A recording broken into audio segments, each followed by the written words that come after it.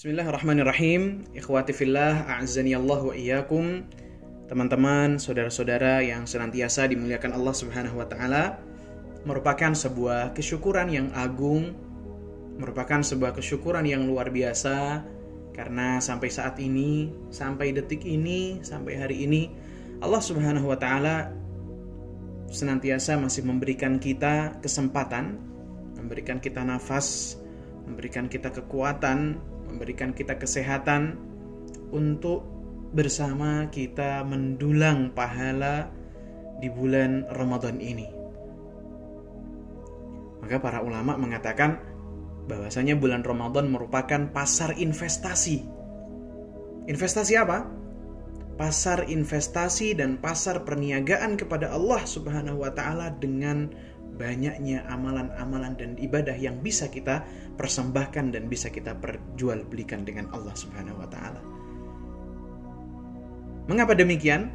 Karena kita tahu bersama, karena tentunya dalam bulan puasa ini, bulan Ramadan ini banyak sekali keutamaan-keutamaan di dalamnya.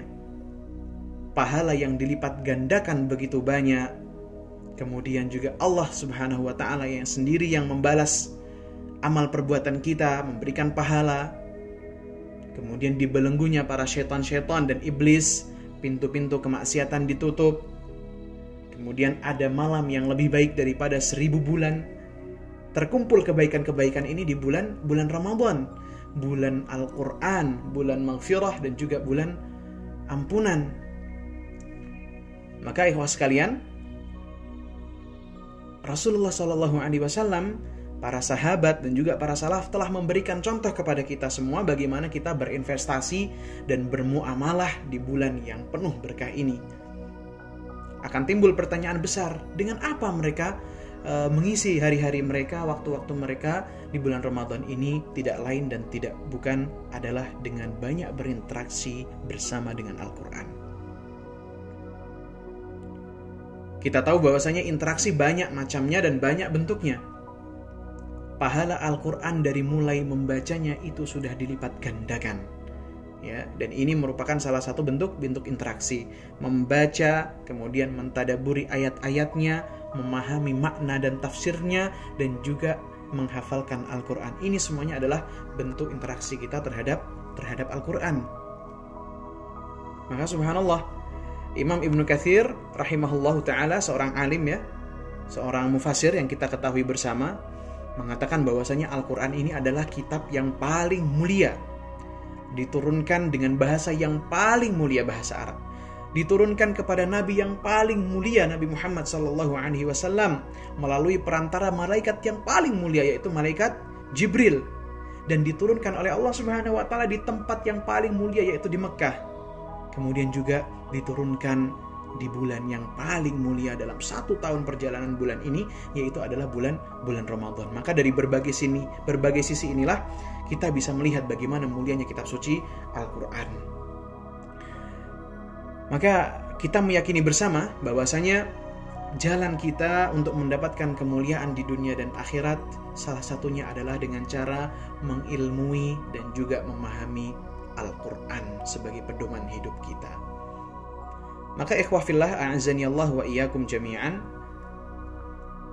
Kenapa Al-Quran, ya? Dan bagaimana cara kita memperdalam Al-Quran, memahaminya? Nah, Allah Subhanahu wa taala telah berfirman, memberikan pesan kepada kita yang terdapat pada surat Yusuf.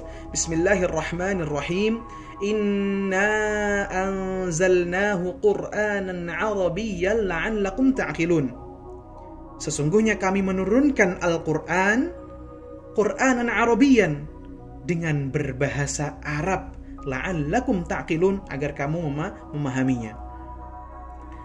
Maka seolah-olah Allah Subhanahu wa taala, dari ayat ini kita bisa melihat Allah Subhanahu wa taala berfirman dan memberikan pesan, barang siapa di antara kalian yang mau memahami Al-Quran, yang ingin memahami Al-Quran, maka baginya untuk belajar bahasa Arab.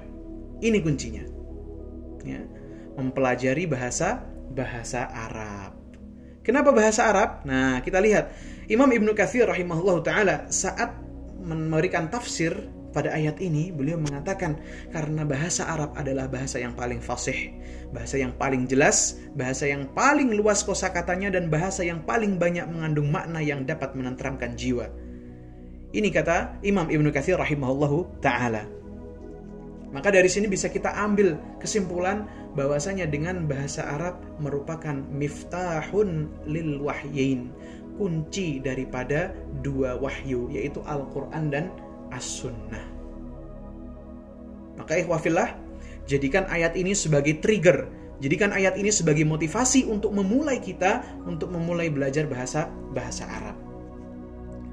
Bukan hanya ini saja, khalifah kita Umar bin Khattab radhiyallahu anhu mengatakan ta'allamu al-lughatal arabiyyah, pelajarilah kalian bahasa Arab.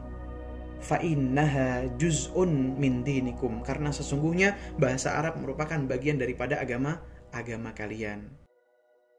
Labbaik Allahumma labbaik, labbaik la syarika